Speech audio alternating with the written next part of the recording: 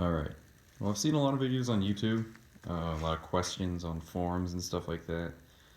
But what exactly you do to take the the keys and the neutral and overheat light off the main dash that sits up here.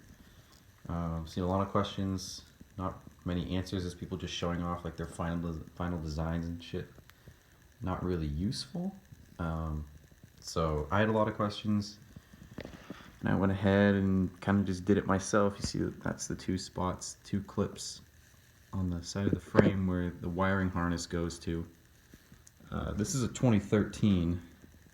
I don't know if it'll work with any other ones, like starting from 06 and up. I know it definitely works on 2012 to 2014. I don't know about like the 04s and the 05s. I have no idea. But so what I did, because you got to create a lot of room in order to get over there, like right in there. You got to create a lot of room. So you take your little ECU thing here. That gets held in by those two clips right there. And you slide that out. You slide it out, and then you pull it up, and it's kind of just free to do whatever you want with it.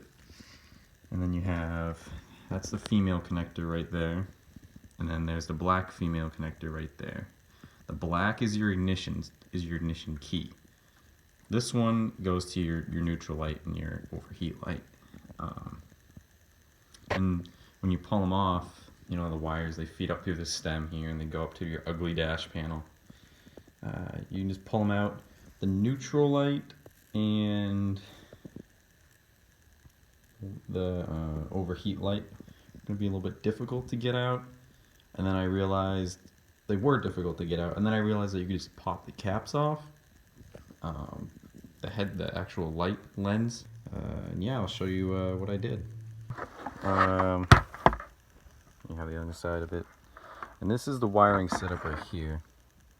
So in order to get these here, you have to take them out of this. This is the dash.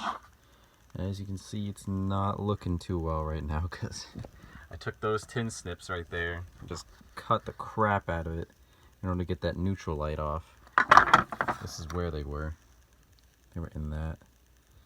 I just cut them out, plopped them in there. It's much easier than trying to remove them, I guess. I mean, I didn't know that the tops, like those caps, believe it or not, actually just pop off and they stick back in. So, yep. Key is centered. One on either side. They're not even, as you can see. Any people with OCD or anything like that, I don't care. What I used for the key was power drill. I used a 1-inch bit. Just doesn't matter as long as it's circular motion, I guess. 1 inch. And how that fits in is, you know how it has like the little clips on the side, and once you press it all the way down, they kind of pop out a little bit. One of them isn't actually catching the plastic, so to get around that, one caught, so that's what's keeping it in. But I just went gung-ho and I just put some super glue on it, honestly.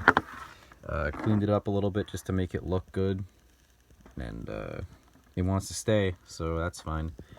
With your neutral and your overheat light, it's rubber, so you gotta watch what drill bit you use because it can kind of just squish itself. So I used a 5/8, and it was a little bit small for an opening, but it's rubber, so you just put it in.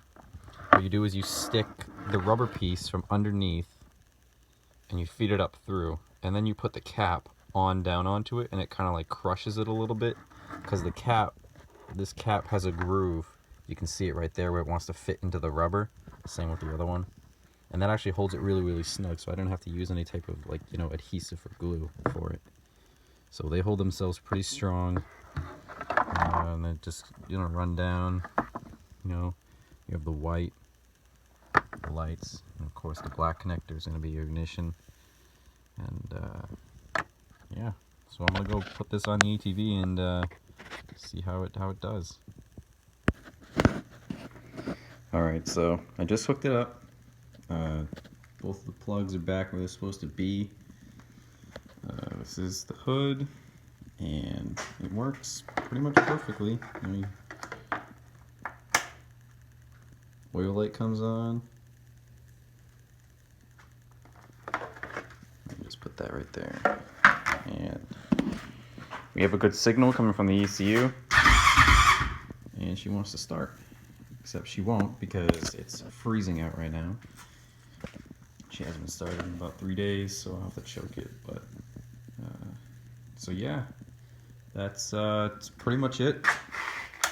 You know, it's one of the harder mods I'd say to do, because you know, if you don't know what you're doing with the electrical stuff, you definitely don't want to be going in there just poking and prodding wires, cutting them. Something to do like the green wire mod, if you guys know what that is. I wouldn't do that. Just gives you an extra 1,000 RPMs. But yeah, so hope this video cleared some things up. Also, with the bar pad, before I end, obviously I'm gonna put a bar pad here. I need to put the screw back in. There's this little mount right here. It's actually part of the bar.